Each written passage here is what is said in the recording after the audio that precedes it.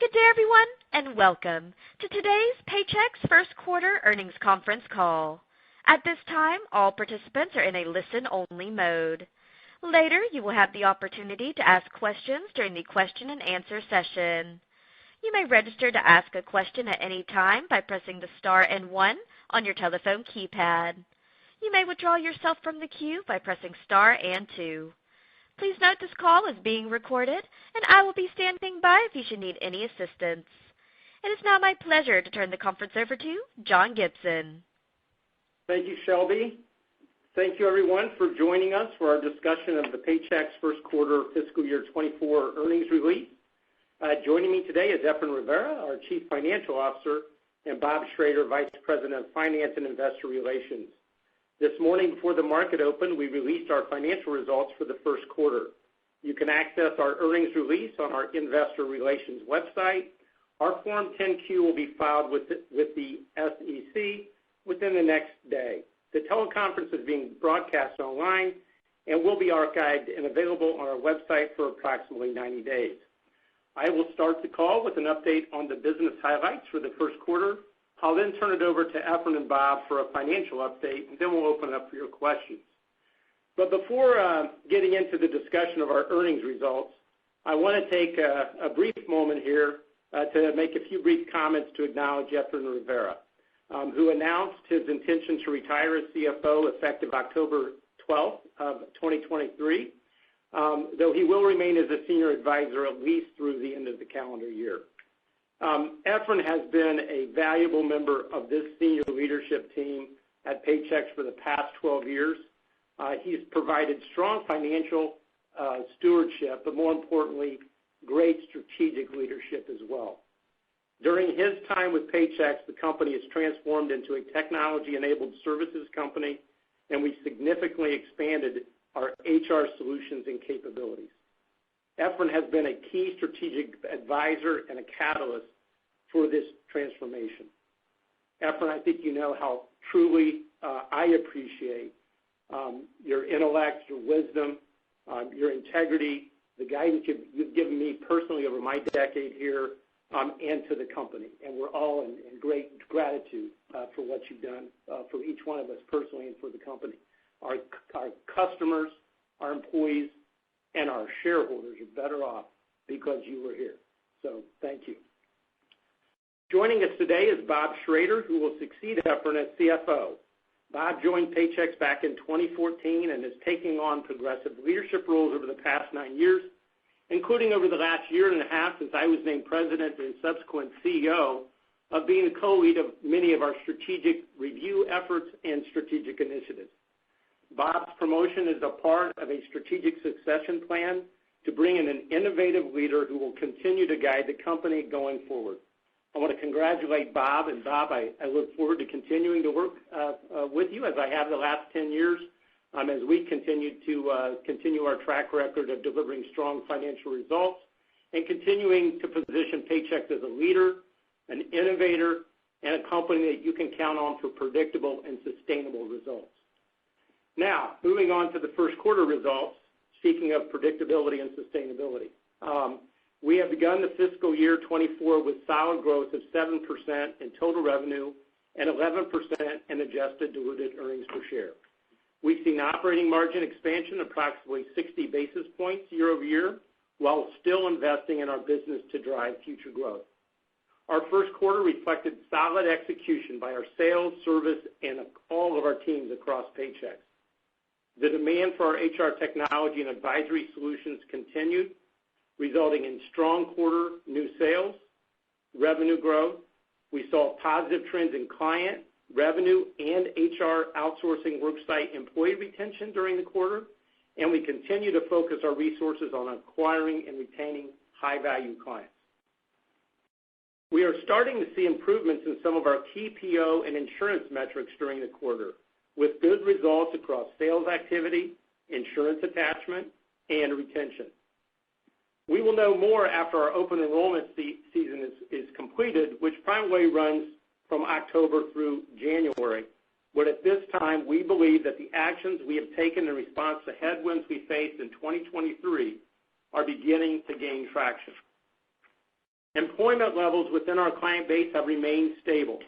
Small businesses, which are central to the U.S. economy, continue to show their resiliency. Our Small Business Employment Watch has shown that small businesses continue to add workers at sustained but modest rates. Also, the trend in wages has shown some cooling in wage growth consistent with overall inflation.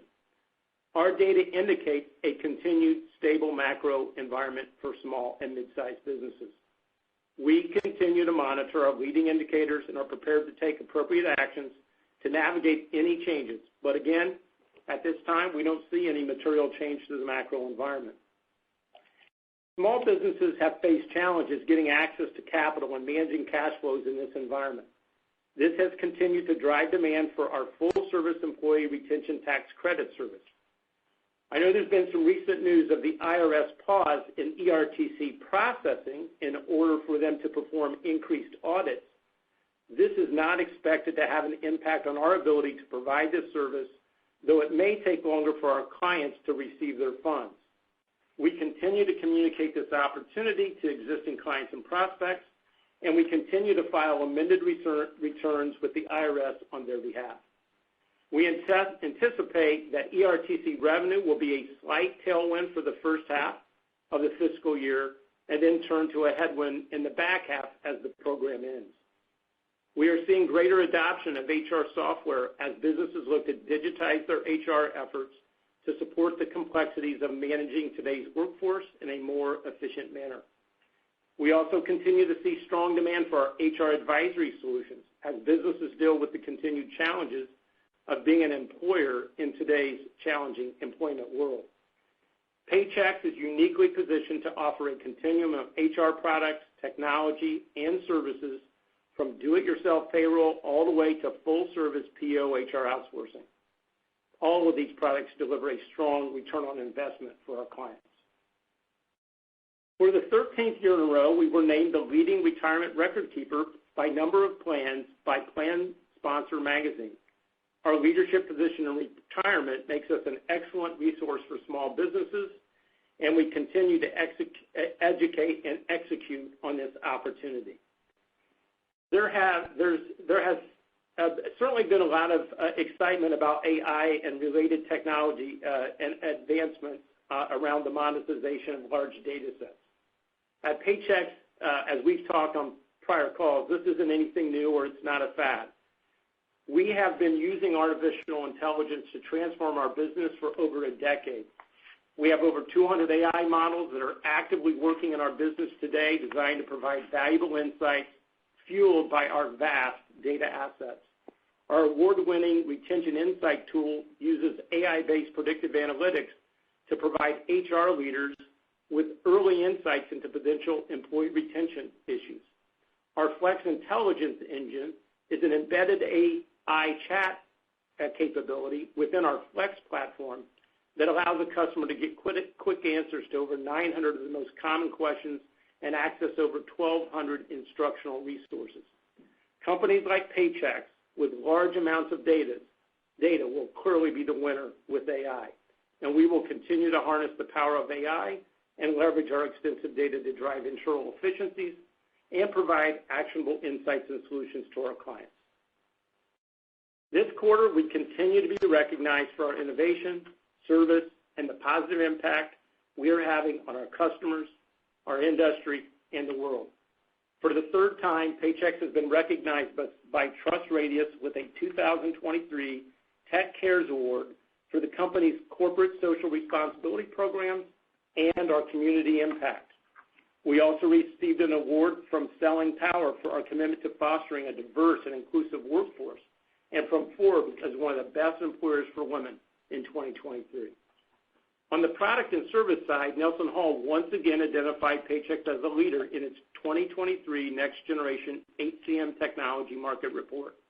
We also earned a silver Brandon Hall Group 2023 HR Excellence Award for breadth and depth of training that we provide our HR advisors to keep them up to speed on the ever-changing complexities of the employer-employee relationship.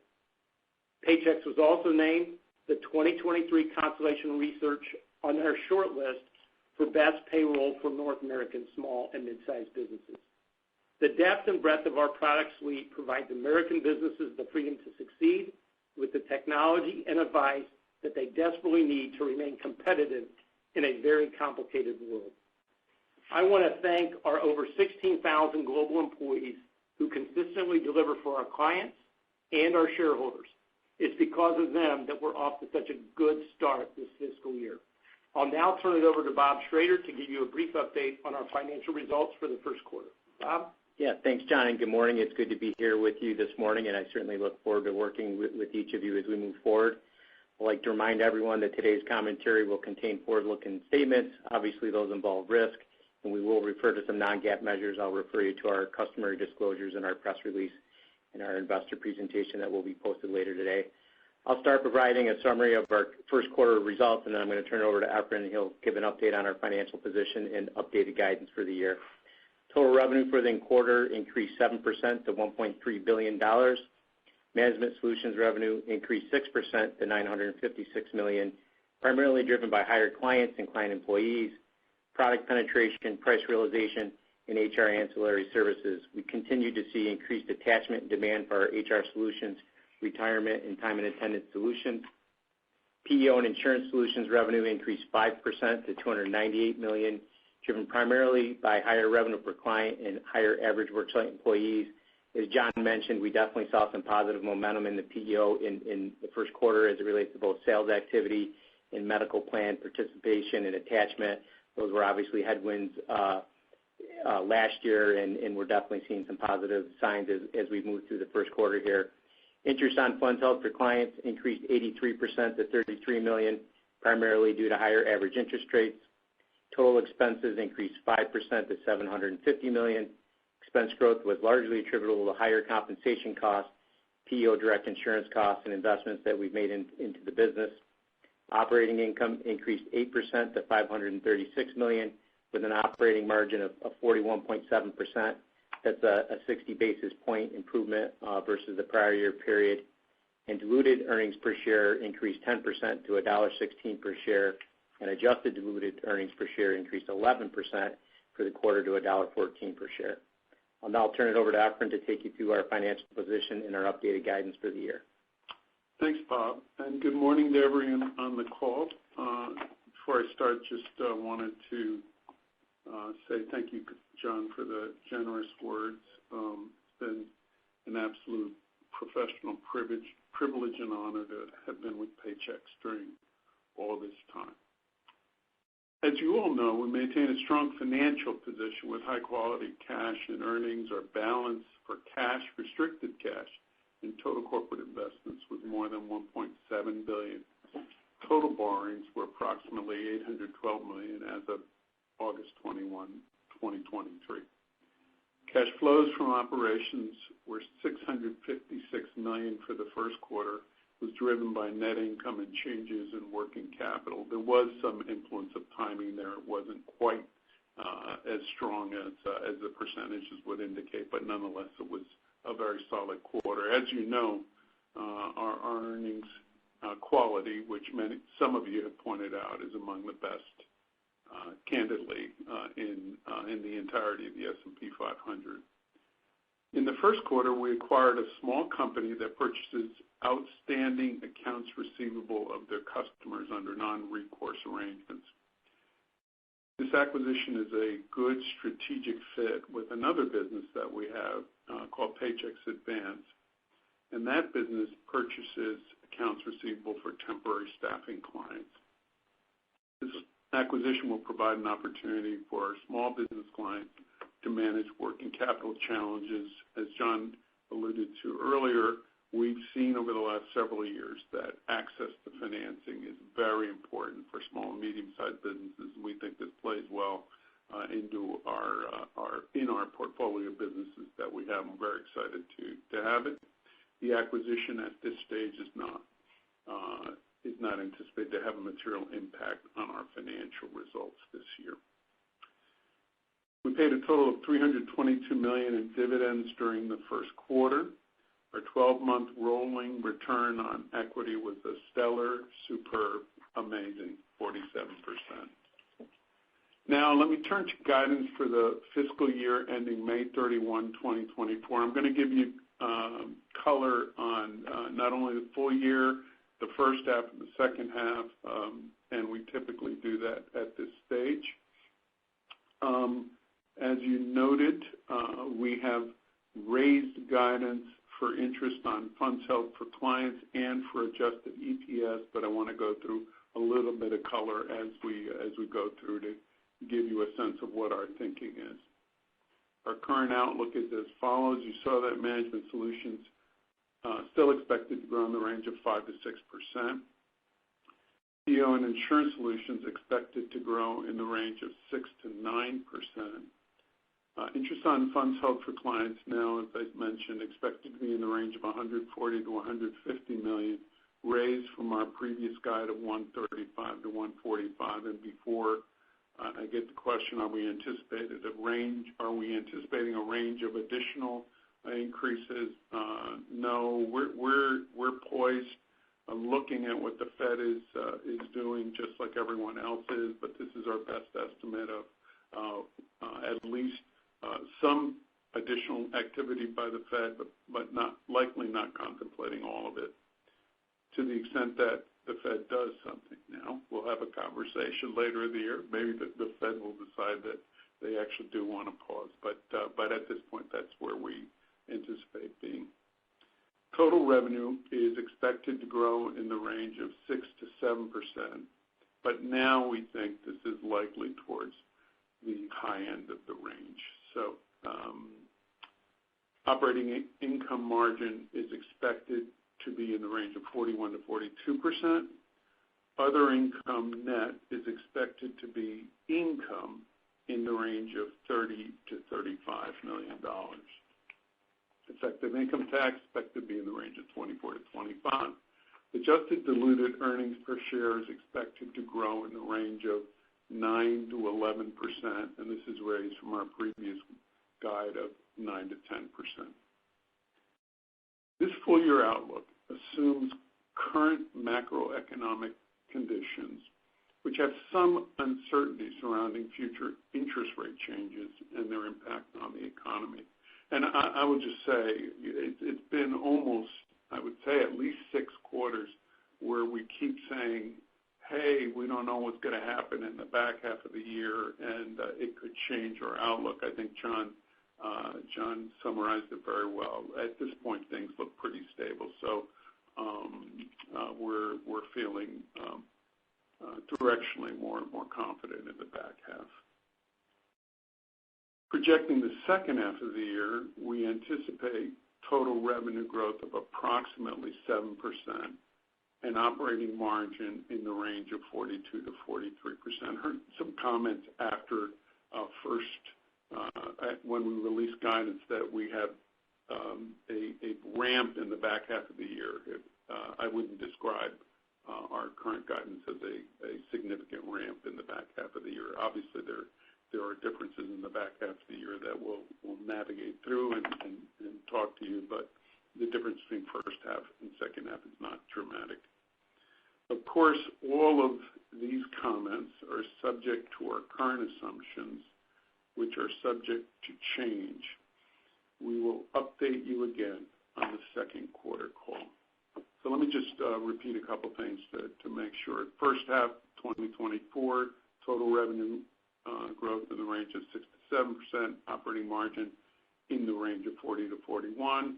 And then in the second half at this point, we anticipate total revenue growth to be approximately 7%, operating margin in the range of 42 to 43.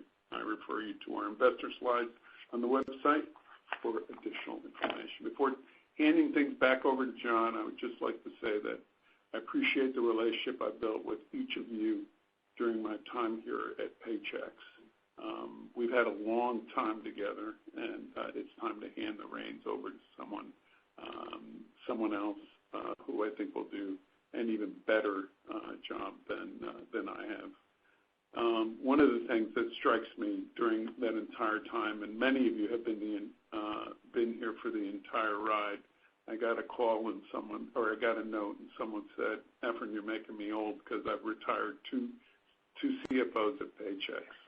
So I think that's unfortunately true. We're all getting a little bit older. But one of the things that always strikes me is that we are covered by the best group of analysts in the business. I say that even though I've disagreed with some of you over the years, and I still think you have us rated too low. But be that as it may, I can't argue with some of the things that you write. So, and in a separate note, I just want to say this: I've worked with Bob Schrader for many years, both here and prior to Paychex. I know that I'm leaving you in very capable hands, and I'm sure that Bob will do an even better job than the one that I do. And with that, let me turn it back to John. Well, thank you, Efren. Before I open the call for questions, probably two things. One, we have a lot of people here, and last time Efren did a great job of providing rules on questions, particularly around compound questions and multiple follow-ups. So if we could just follow the Efren rule in honor of Efren's retirement, I know he would greatly appreciate it, and maybe we can create a new tradition here.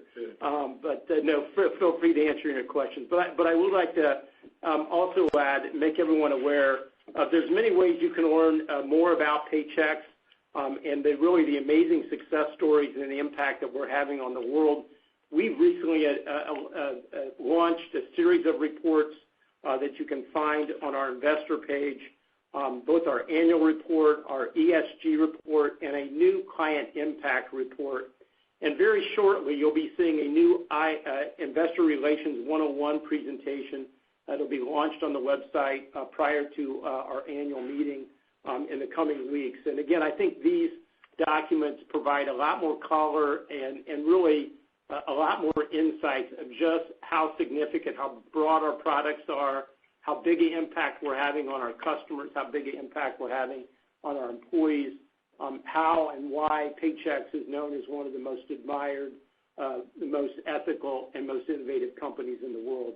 And I encourage you to check that out. So with that advertisement of our investor website, Shelby, you can now turn it over for questions. At this time, if you would like to ask a question, please press the star and 1 on your touch-tone phone. You may remove yourself from the queue at any time by pressing star 2. Once again, that is star and 1 to ask a question. We will pause for a moment to allow questions to queue. And we'll take our first question from Ramsey El-Assal with Barclays. Your line is open. Hi, thank you for taking my question, and congratulations to you, Efren. We'll miss hearing your voice on these calls, certainly. I was wondering if you could comment on the interest from corporate investments was relatively high in the first quarter, and it doesn't necessarily feel like that's going to flow through to the full year guide in terms of maybe recurring each quarter. So maybe if you could talk about that contribution to other income and just how you might see it trending the rest of the year. Yeah, so Ramsey, there's a couple of things that go into that line beyond just so for everyone who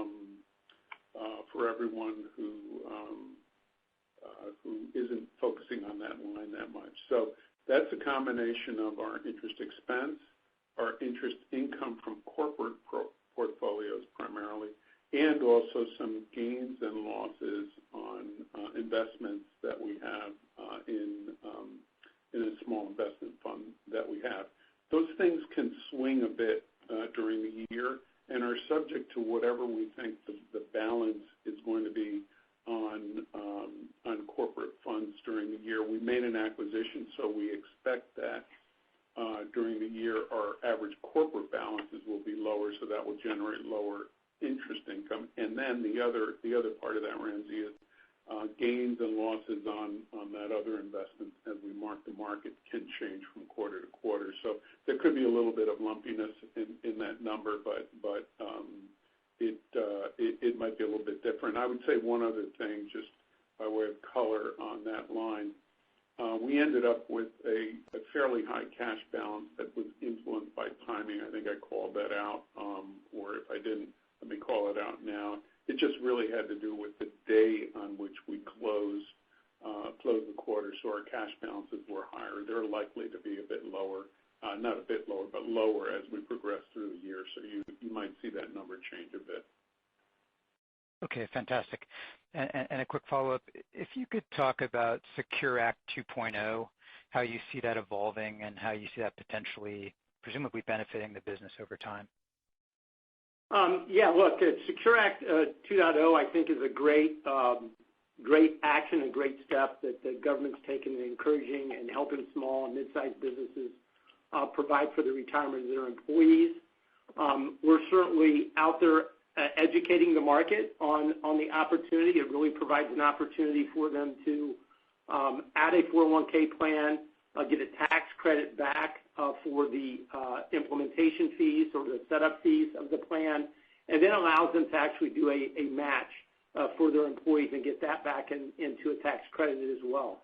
So we're very happy. Our 401k business is continued, has very, very strong growth. That has continued. The thing I continue to remind people, we have some experience in this in other state mandates, and what we realize is that there's a lot of education that has to go on to get the market educated about the cost of a 401k plan, the benefits of a 401k plan, and certainly we're out actively in the market, educating our strategic partners on that. And we believe that Secure Act 2.0 is going to allow us to continue to sustain the double-digit growth rates that we've seen in the retirement business the last several years. Fantastic. Thank you very much. And we'll take our next question from Andrew Nicholas with William Blair. Your line is open. Hi, good morning, guys. This is Daniel Maxwell on for Andrew today. To start off, I was hoping you could dig in a little on any changes to the dynamic between ASO and PEO and whether over the past couple months you've seen any preferences shift on that. You called it out the last couple quarters, and I was wondering if anything changed. Yeah, so I would say this. We continue to see strong demand for our HR outsourcing solutions across the board. And I would say that the balance is probably more back to prior to 23, where we saw a little shift to ASO. We've seen more of the more traditional balance of ASO to PEO. As we mentioned on our last call, we've made some changes, I think, to our product portfolio in the PEO that I think has balanced that out a little bit. The other thing that I would point to that we mentioned on the prior call is that when we over-index with ASO in the prior year, we always look at that as a great opportunity for us to go back to those customers and then upgrade them or select them into our PEO product. And we started doing that. That's a good example of AI, where we're actually using AI tools to be able to go into the ASO base and find clients that we believe there's going to be a valuable value proposition to be in a PEO relationship for a multitude of different reasons. And that program actually has shown results in the first quarter. It's early in the process, but I would tell you that our transition of ASO to PEO customers, the number of customers that we transitioned this first quarter versus last first quarter was nearly 2x the number of clients. So exactly what we thought could happen, which was we over-indexed when the ASO in the prior fiscal year.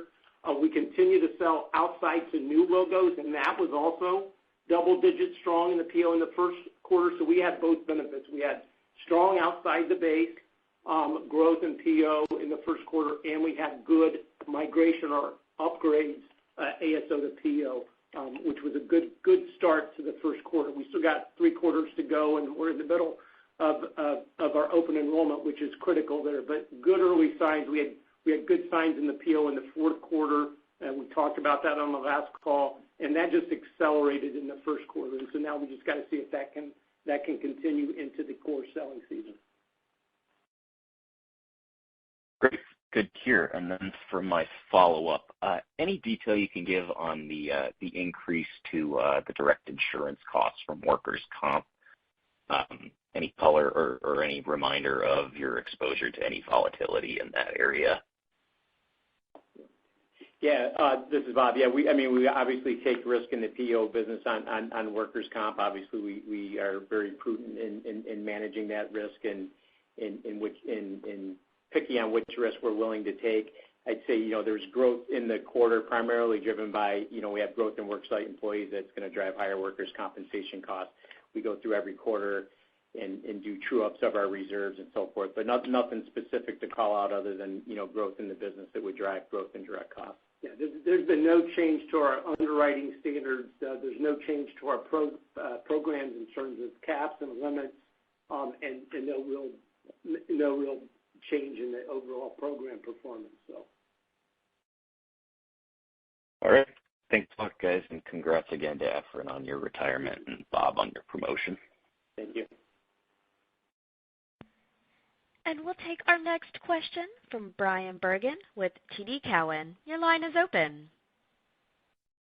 Hi, good morning, guys. Thank you. Efren, Bob, let me echo my congrats as well. Efren, it's been nice working with you here. Enjoy your retirement.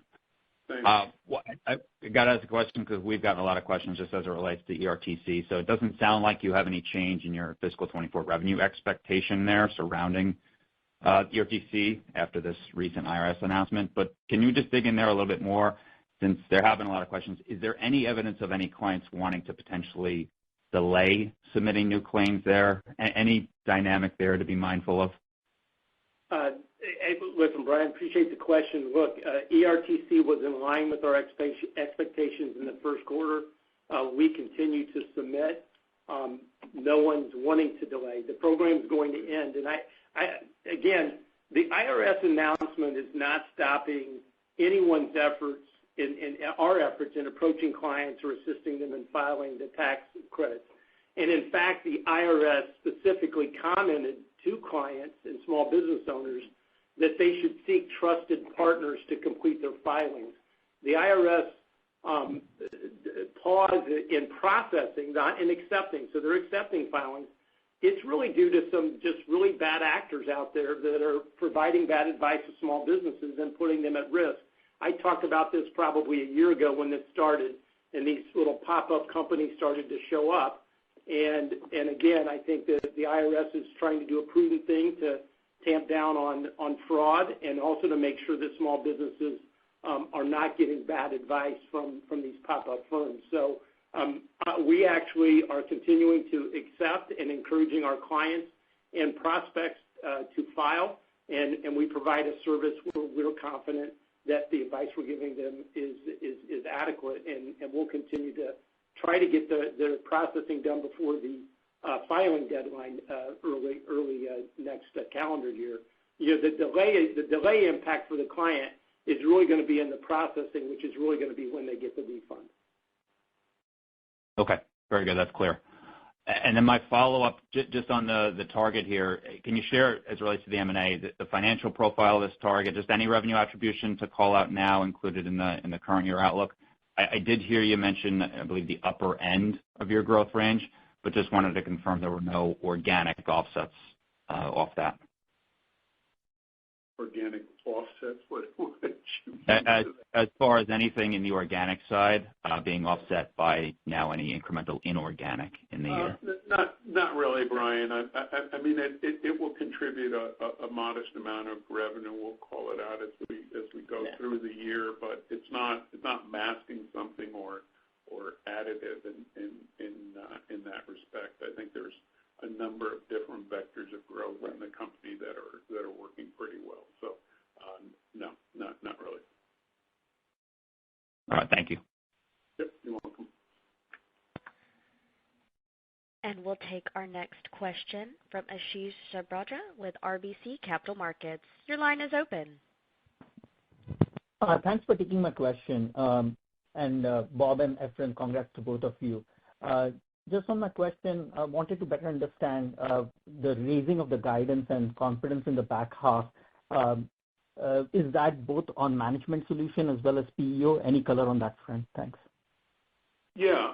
So one is kind of, I'd say, process and structural, and then the second is the substance of what we saw in the first half. So the process and the substance is simply that at a point in time you're taking a snapshot and saying, okay, when we issued the guidance back 4 months or so ago, we had a certain set of macro conditions. We didn't know whether they would hold at that point.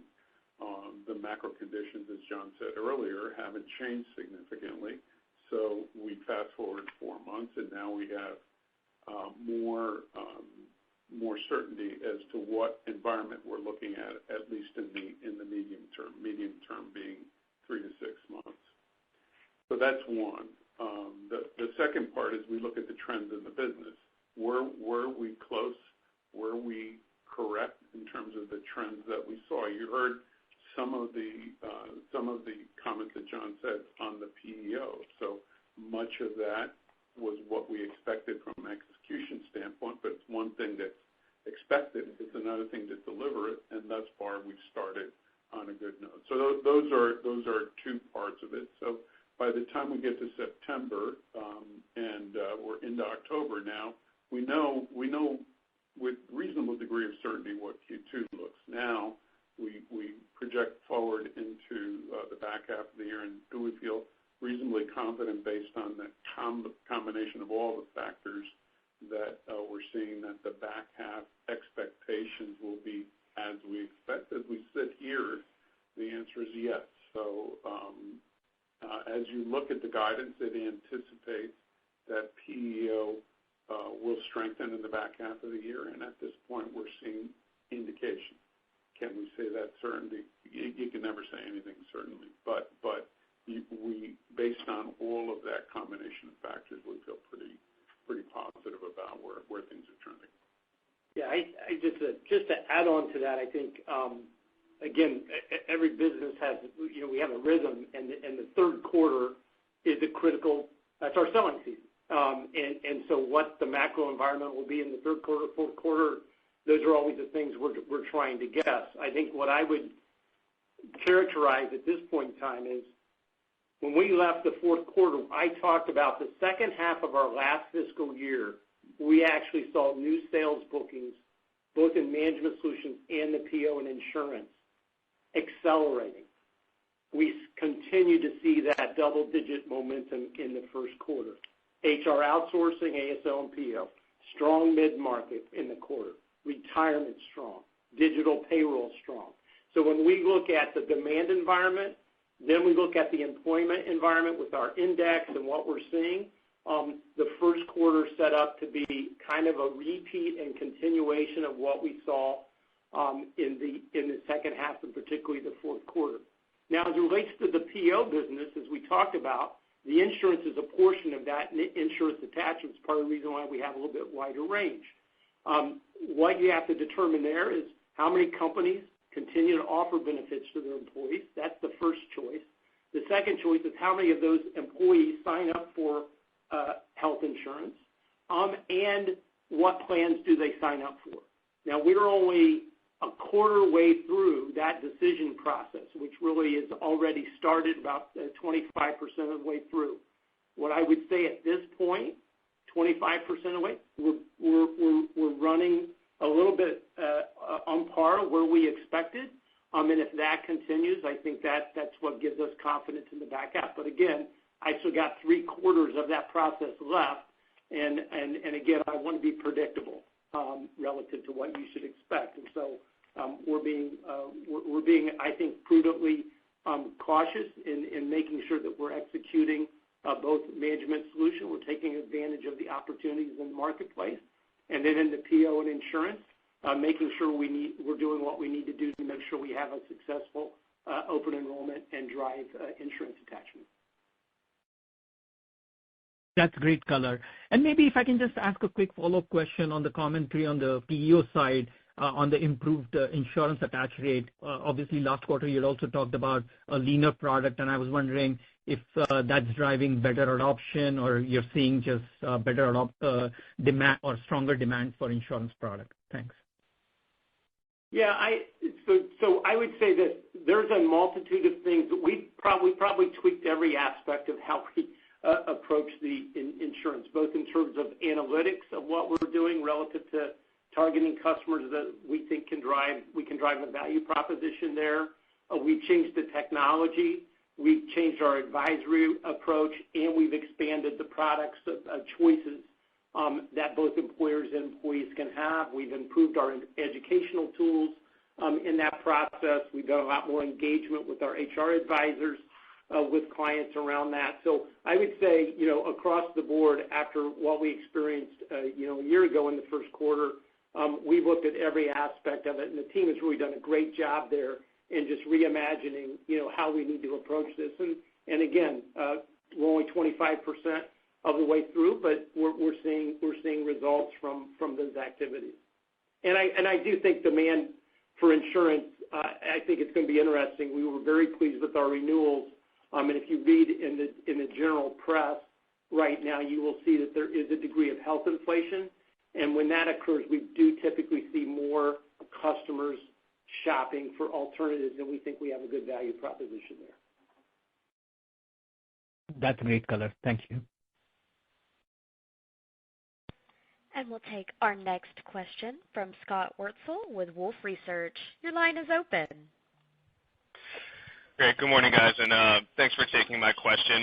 Maybe just going back to the acquisition, I'm just wondering if you can maybe give a little bit more color on the strategic rationale behind it, and sort of, said another way, like why now with this deal and maybe relative to some of the other targets you were looking at.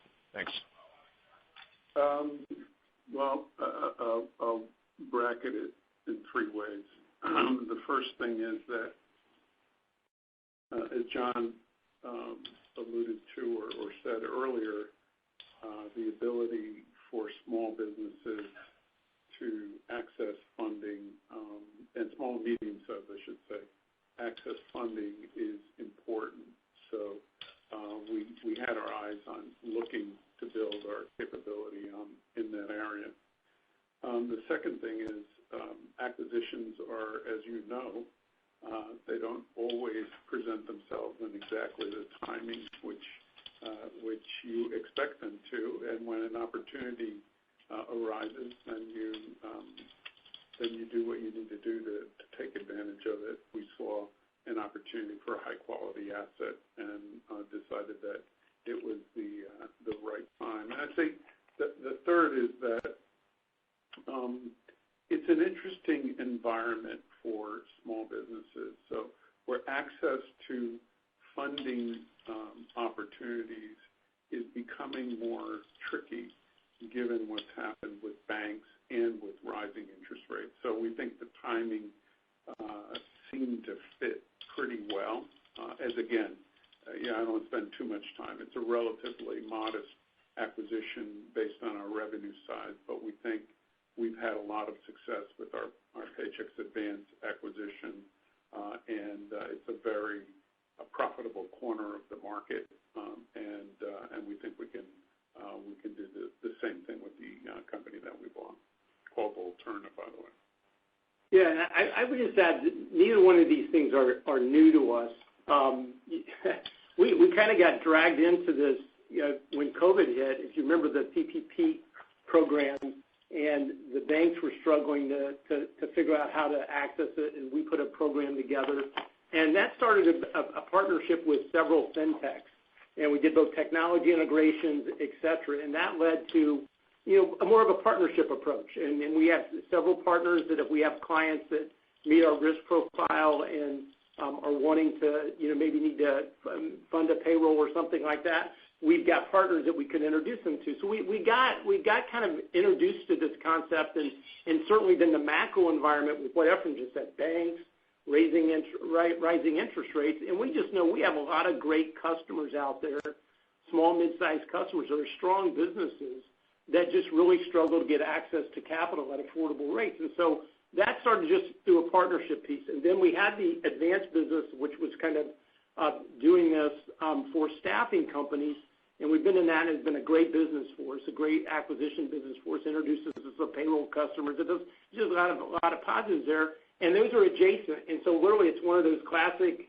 you're at a conference and you know people who know people, and the timing seemed right, and just based upon the need we saw and the fact that we thought there were opportunities for us to potentially help our strong customers continue to grow their business, and we've already been introducing them to partners, why not introduce them to ourselves and get a piece of that action? So that was kind of the strategic rationale. And it's a small, like you said, very small at this point in time. Got it. That's super helpful. Thank you. And just as a follow-up, just one quickly on the float portfolio. When we think about the recent Fed commentary and dot plots showing maybe a sustained higher rate trajectory than maybe we were expecting a few months ago.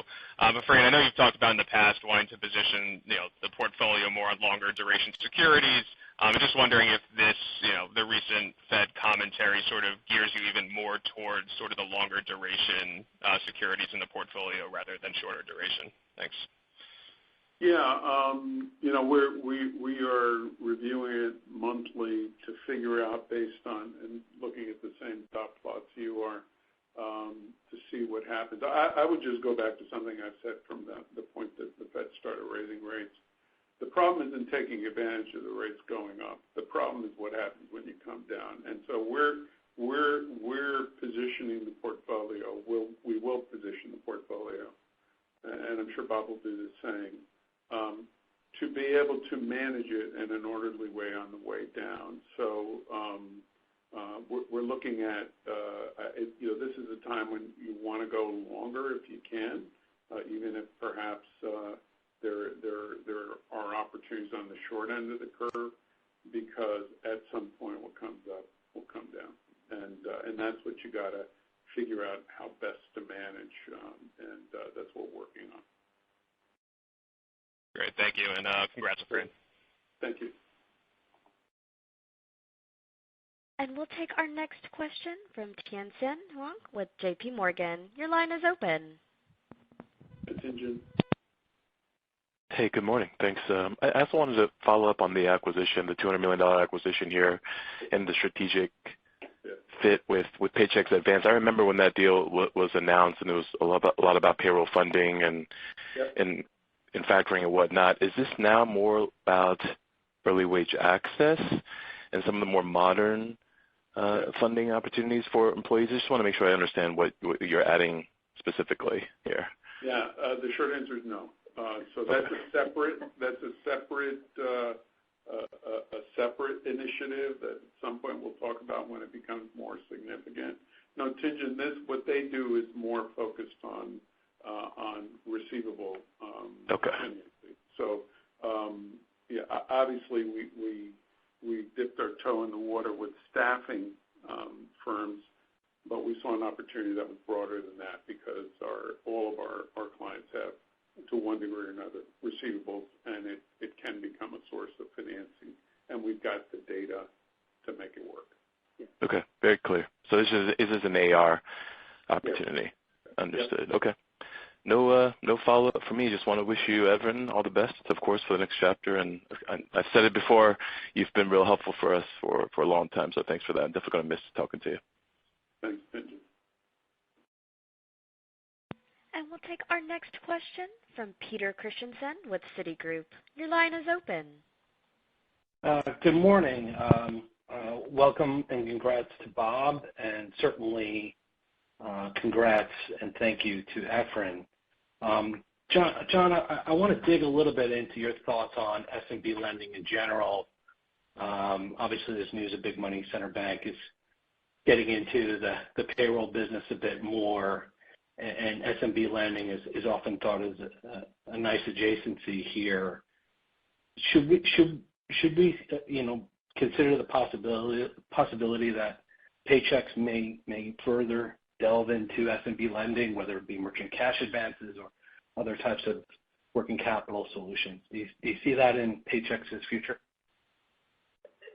No, well, look, I think what we're trying to do is make sure that we're focused on what do we need to do to help our clients succeed.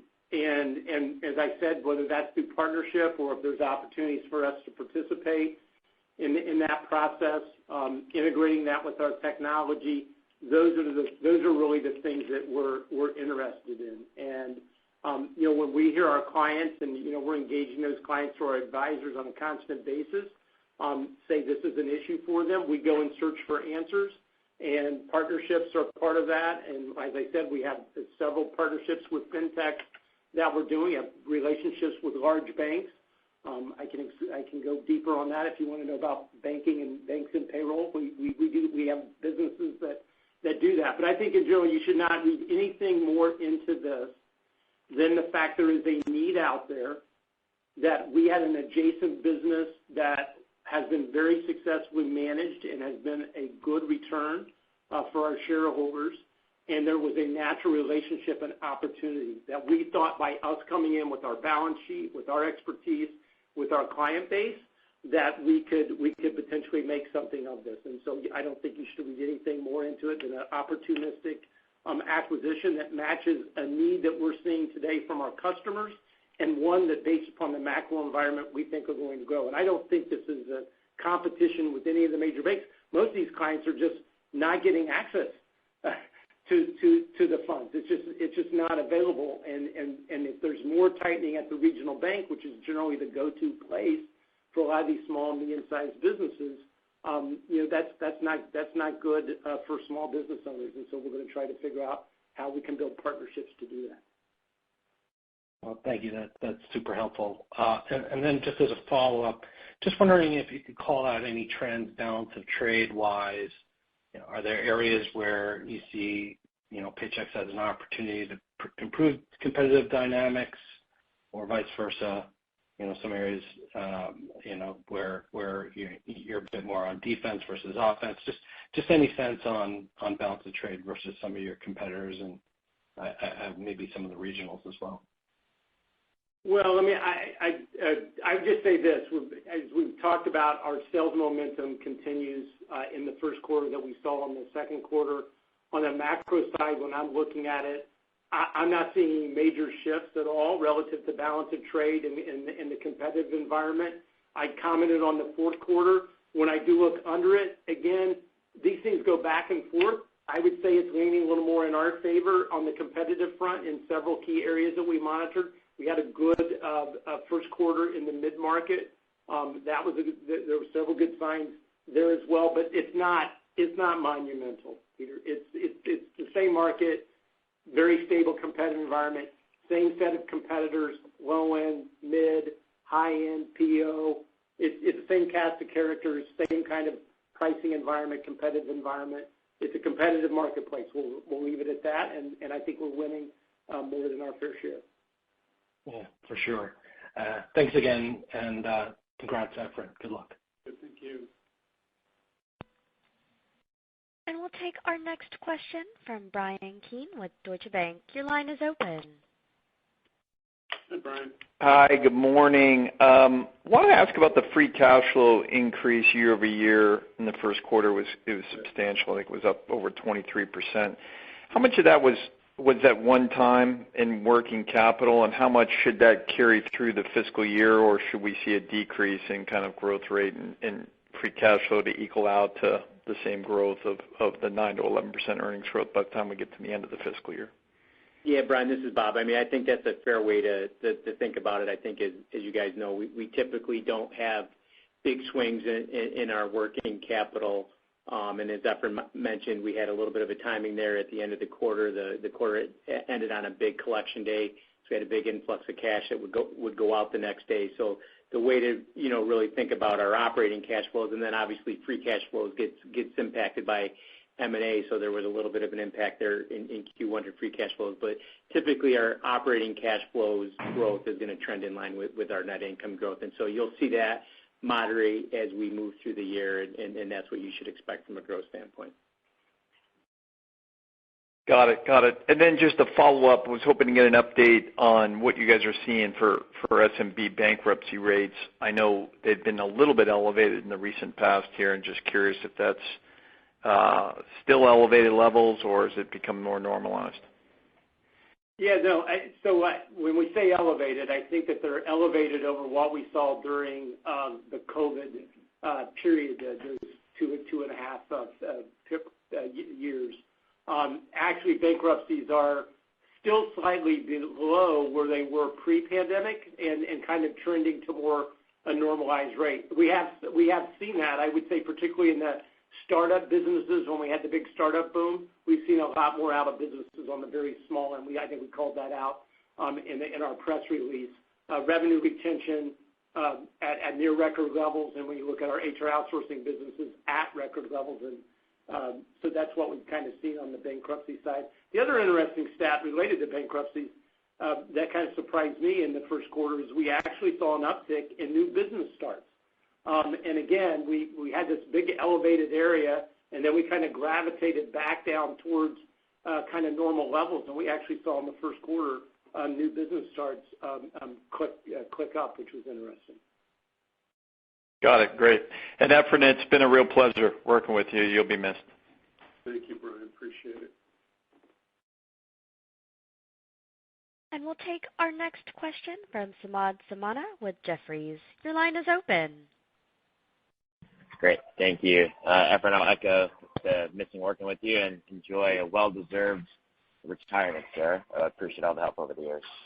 Appreciate it. Maybe just a quick one for me. A lot of my questions have been asked, but just how are you guys seeing the top of the funnel in terms of inbound leads to the digital channel? Any change in maybe interest levels, registrations for webinars, just anything that we can look at as a leading indicator of bookings, and how's that trended maybe post-quarter? Again, I'll go back. If our sales are growing at double-digit rates in the first quarter, digital is a ever-growing portion of that business. You can surmise that that's growing as well. So we continue to see strong demand environment across the businesses, both digitally and really across the board. That's about it. Great. And then maybe just on your own hiring plans with the quarter doing better than expected, and maybe some trends you're seeing, any change to your own sales hiring plans, or should we expect maybe the original game plan for the year? No, really no change in plans. We're certainly in the second quarter always in the staffing up and making sure we're fully staffed and able to cover any thought or planned attrition going into the selling season, both on the service side and the sales side. So I think it's fair to say when you have now going on close to 3 quarters of strong demand, when you've been relatively, is it going to stay? We certainly want to make sure that we're properly staffed to take full advantage of all of the opportunity in our selling season, and we're fully staffed on the operations and service side to make sure that we can both onboard and services clients during year end. Great. Appreciate you taking my questions. Thank you. Thank you. And we'll take our next question from Eugene Simuni with MoffettNathanson. Your line is open. Thank you. Good morning, guys, and congratulations, Efrain and Bob. Efrain will certainly miss working with you. Bob, look forward to working with you. Just have 2 quick follow-ups. One, tying together your comments on sales and churn, can you comment how it adds together to client growth trends this year so far? Last year was a bit below your historical target range, and I think you commented last quarter that this year you're looking for a re-acceleration in client growth, kind of above 2% a year. So can you comment on how it's going so far? Hey, Eugene, I'll start that, and then John can add color. It really, if I were to give you a number, it would give you some sort of false sense of what reality is. It's almost impossible to draw a conclusion on that off of where you are in first quarter. In some ways, some trends are positive, and you can draw conclusions on project out through the year, but client base is really a tricky one. And the reason is you just lose so many and gain so many in the selling season that it's almost difficult to predict. We expect to be a bit better than we were last year, but it's still early innings. Got it. Okay. And then another follow-up is on the PO, and the question there is, in your PO customer base, in terms of kind of checks per control, are you seeing any trends that are different from your overall base, whether better or worse employment growth? Yeah, I would say it's probably consistent. We definitely see employees in our PEO or clients in our PEO business adding employees. I wouldn't say it's a huge tailwind, but it's positive and probably in line with what we're seeing in other areas of the business. Got it. Okay. Thank you very much, guys. Thank you. And we'll take our next question from Mark Marcon with Baird. Your line is open. Hey, good morning. Hey, Efrain, we go back a long ways. It's been an absolute pleasure working with you, and want to thank you for the relationship. And Bob, looking forward to working with you. But Efrain, it's been an absolute pleasure. A lot of questions have been on the short term. John, one big picture question. You know, a quarter ago, everybody was asking about AI. Obviously, Paychex has been doing a lot with AI for a long period of time. I'm wondering if you can just talk a little bit about, now that some of these LLMs have been around for a couple of quarters and permeated the consciousness. How are you thinking about further evolution of your journey with AI, and what are the longer term implications from a margin perspective or a scope of business perspective? Wow, Mark, that is a big question. Well, everybody's asking about the quarter. It's a great one because I really think this is probably has the potential to be one of the biggest differentiators that's going to help a company like Paychex separate ourselves from the rest. Because as you said, the large language models starts with a large. And the only way that this works is you've got to have large sets of data and large sets of data coming through to continually train those models. I will also say, relative to it's expensive to do, and it's getting more expensive, both in terms of finding the people and buying the technology, and I think that's going to also box some people out.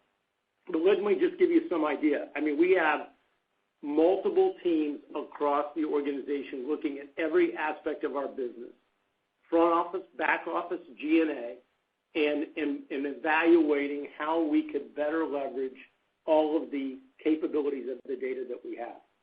So think of it today, we're recording 6.5 million calls with our clients.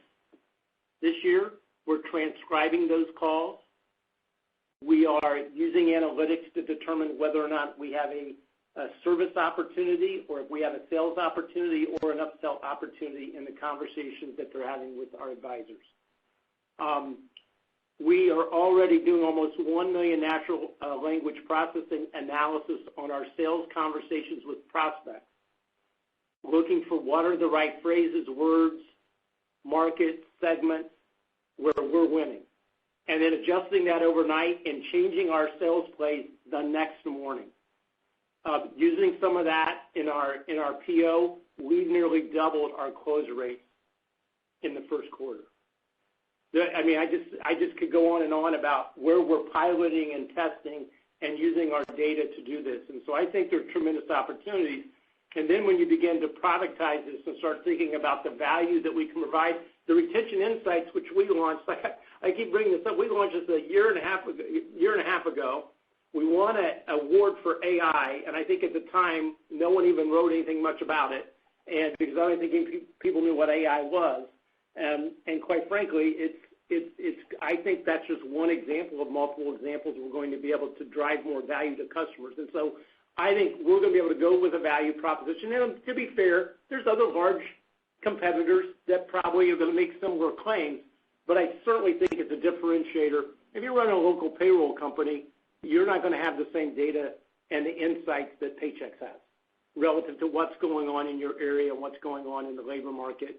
And if we can harness that and use technology to deliver that to our salespeople, our service people, and our HR advisors, I think the trusted advisor position that we've already established ourselves for small and medium-sized businesses is only going to be further sustained and probably increased. So I think Bob's is giving me the hook to to get off the bandwagon on that. And then for my follow-up, just a quick question.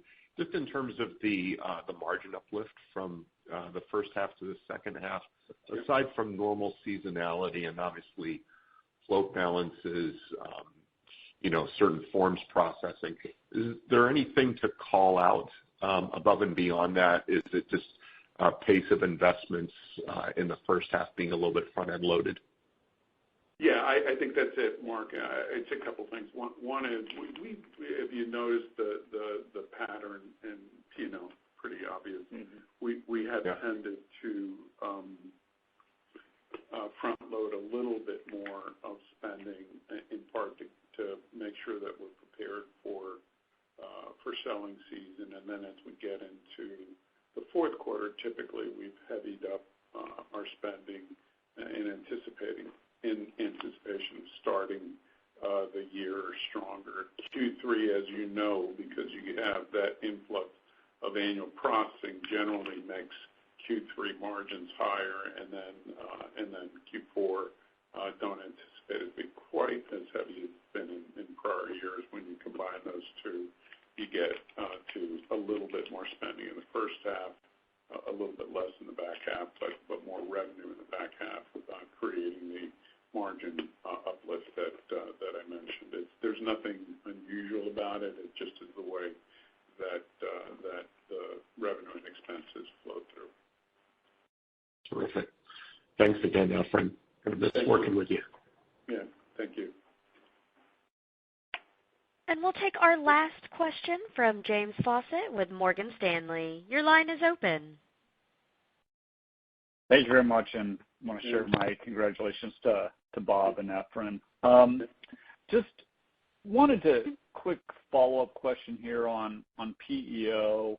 And you had mentioned some of your customers, and I think you've kind of talked about this and had pulled back on providing ancillary services like insurance and 401k, et cetera.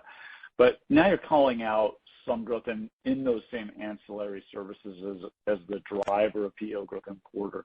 What are the things that you're watching for to gauge like the durability of that improvement and kind of response by your customers and employers? So James, you mean what are we looking at? Yeah. Like what are the things in the more macro economy or even in your customer behavior to try to gauge and project the durability of that improvement? Well, let me start, and then John can and maybe Bob can weigh in. So I just want to make sure that I'm answering the question correctly. I think the key thing in if you step back on the PEO is we saw that attachment last year wasn't where we expected it to be, and also we saw an opportunity to tilt the balance a bit between what was an ASO sale versus a PEO sale. So what we're looking at least to start the year, is first, are we positioned appropriately on the insurance side to be able to take advantage of that and create momentum as we go into some key points in the year, which occur in the fall and then at the beginning of the year on insurance attachment. One thing, James, that's important to point out. Last year, when we were talking at this point, we were seeing actually something unusual where we were seeing clients dropping insurance and actually lowering their attachment. Not their attachment, their enrollment. So we haven't seen that to start the year. So the absence of a negative is positive. So I think we're looking at that. That's one piece. And John called out something I think that is important. Also, that balance between what we're seeing on ASO and PEO, that seems to kind of come into a little bit more balance. So I think those two things both have started the year well. So, I just try to understand. So remember, you've got existing client behavior, particularly as it relates to attachment. And again, it's always difficult because the insurance, it's pass-through. It doesn't have a huge impact on margin, as an oversized impact on the revenue number, right? Because it's the way it works. And so you had two dynamics. One was existing customers that have the product Are they continuing to want that attachment? And then what are they attaching? Are they attaching the Cadillac plan or the basic low-value plan? That's the first decision. And last year we had something we normally don't see, and we have not seen thus far through our enrollment of people, as Efren said, instead of going to a lower plan, dropping and not offering. We're not seeing that behavior. We saw that last year. We saw less people opting to want to add that or seeing value in adding the insurance, but they wanted the HR and they wanted the technology and they wanted our advisory services. That they went in the ASO bucket. Now we're going back to some of them that are now saying, okay, wait, now I do want to add the insurance, and now we're upgrading them to the PO offering. So, what we're seeing is both in terms of new logo demand, so new net customers to Paychex. We're seeing strong demand in our ASO and PO market with attachment rates in the PO similar to what we saw prior to the 23 experience.